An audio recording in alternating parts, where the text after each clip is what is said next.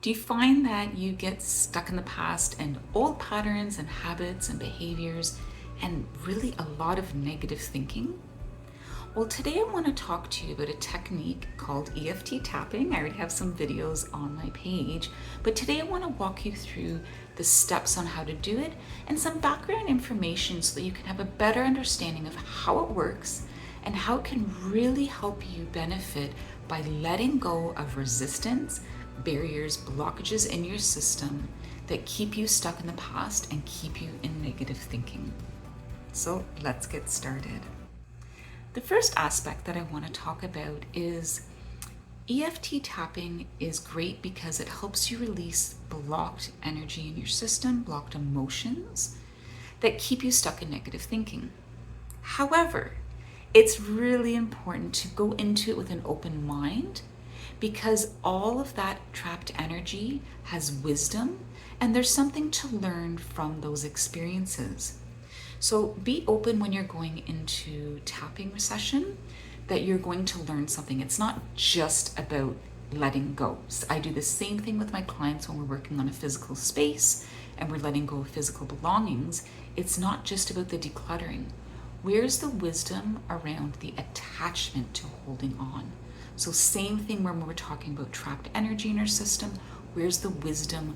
Where's the lesson? What is our body communicating to us in these emotions?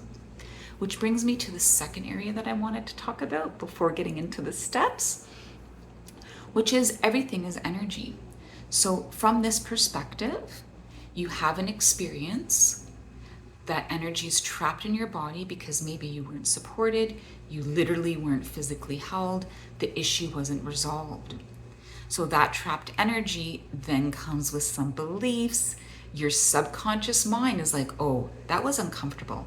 I don't want that to happen again. So what do? Your subconscious mind puts up barriers, resistance, and negative beliefs to protect you and to defend from that happening again. And so this technique done in a particular way can help break down those barriers so that you can release. Do you ever notice you want to do a new habit and you get gung-ho, but then there's that resistance? That's because the subconscious mind, the brain and the body have this homeostasis. And when you're trying to change it, it's like, no way, we're staying the same, that's what's safe. So this is a great technique to help you stick to a new habit that you want to do because you're releasing those blockages, you're releasing that resistance and those barriers. And it's similar to, I like the analogy in the book, which I'm going to put in the comment section below. This particular book is great because it's super concise and it gives a great analogy that when you have a problem, imagine it as a table and it's the tabletop. And all the legs are all the different parts to that problem. Because very likely if you have a belief that you're not good enough, it didn't happen from just one experience. It happened from multiple situations. And so that could be hundreds of legs on that table. The good news is though, you don't have to tap for every single experience because there's something called the generalization effect. So you have that problem, you tune into it, and you address it from the different parts. But then eventually, if you get enough legs, boom, that table is going to collapse. So it's really kind of, let's say, hopeful that you don't have to go through every single experience you've had in your life in order to release a belief, a barrier, and a block. The other thing to note is that these negative thoughts that are coming up, they're really good to take note of because as they come up, it's really good to do this technique. As these negative emotions come up, that is the key time to do this because you want it to be there and present to tap it out and release it. Otherwise, if you're trying to remember, you might not have that same intensity and then it won't be as effective. So it's a beautiful technique to actually use when you're triggered and you're in a flashback and you're reacting and you're feeling these very intense, strong emotions. Highly recommend to do it then when possible. So now we're going to move on to the steps. And first, I'm going to go through the 5 very quickly. It's stating the problem, evaluating, creating a setup phrase and a shorter phrase to go with it. Then you're going to do the tapping rounds, and then you're going to reevaluate. So let's go through it, and at the end, we'll go through an example. So the first one is concentrating on the problem. As I mentioned, it's great to do this when you're actually feeling the emotion in the moment, because it helps you identify more precisely what the problem is. So you want to be able to articulate not just I'm angry because, right? I'm really upset I can't let go of my shoes, my old shoes. For example, if you're trying to let go of physical belongings, don't just say I'm upset. You want to get more precise.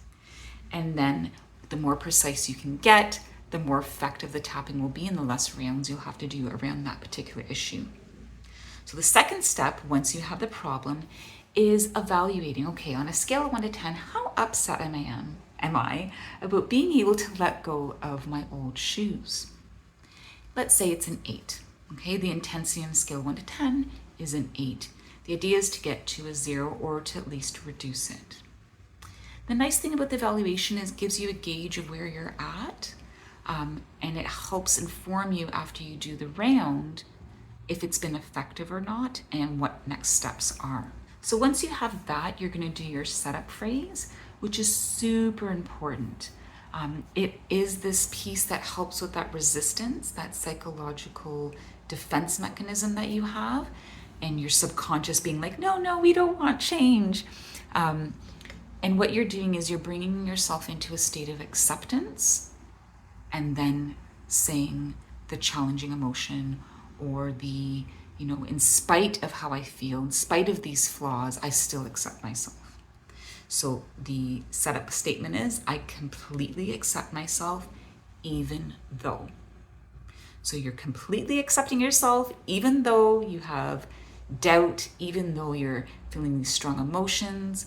So for example, I completely accept myself even though I'm struggling to let go of my old shoes, okay? And the more specific, again, you can be, the better. And then you're going to take that phrase and shorten it. So let's say I completely accept myself even though I'm feeling sadness around letting go of my old shoes. You would say sadness around shoes.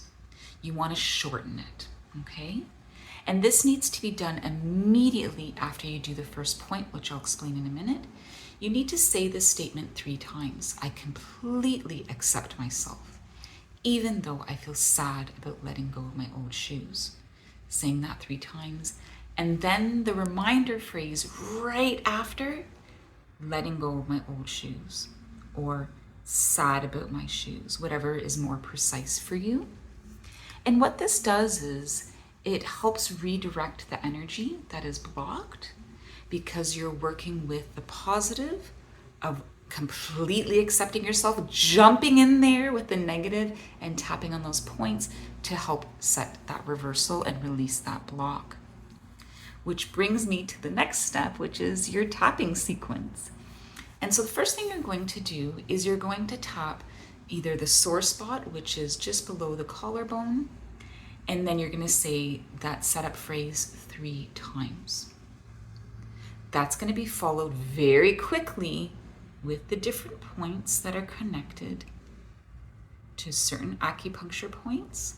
You're going to do above the eyes, probably seen this before, beside the eye, below the eye, about 5 to 7 times below the lip or nose, below your chin.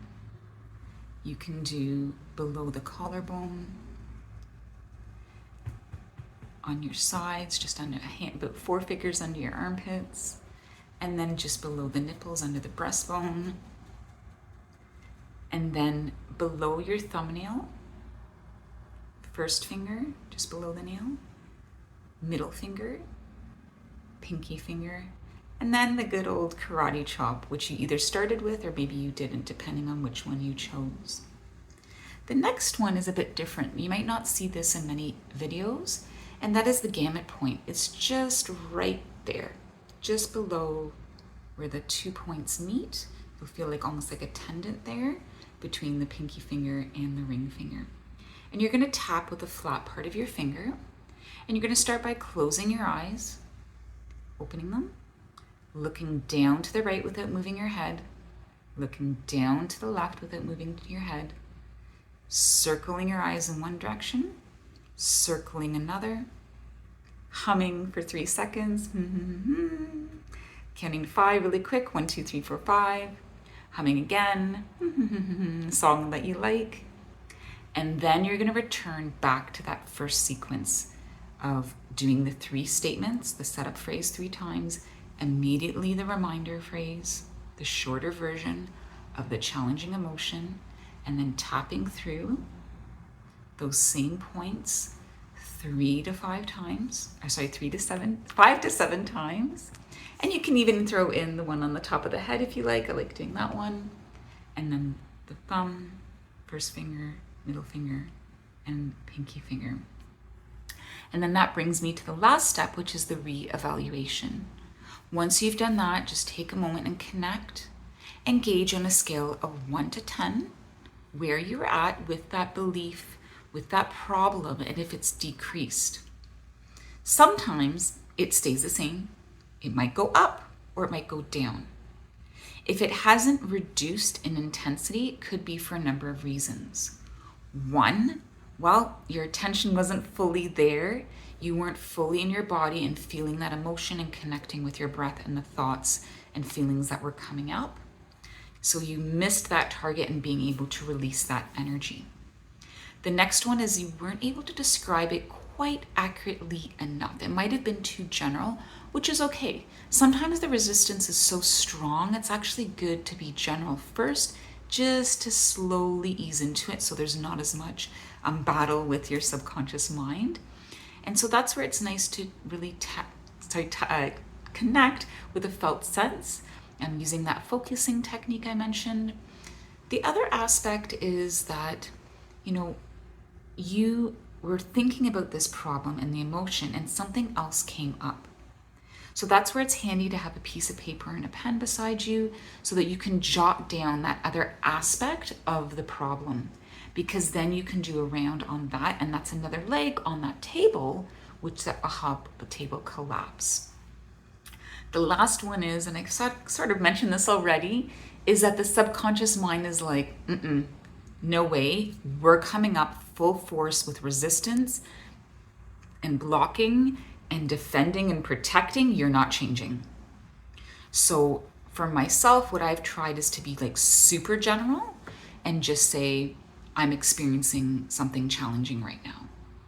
And then slowly bring it to getting to be more specific. So I hope that was helpful. And just to recap, EFT tapping is a wonderful technique to help release trapped emotions, blockages in your system that create imbalances and negative thinking, and really prevent you from changing habits, beliefs, and really aligning with that positive place that you want to be. Because you can't be in that new place, you can't reach that goal if you're stuck in this vibration. There's a disconnect. So that whole law of attraction is not going to work if your subconscious mind doesn't align with where you want to be.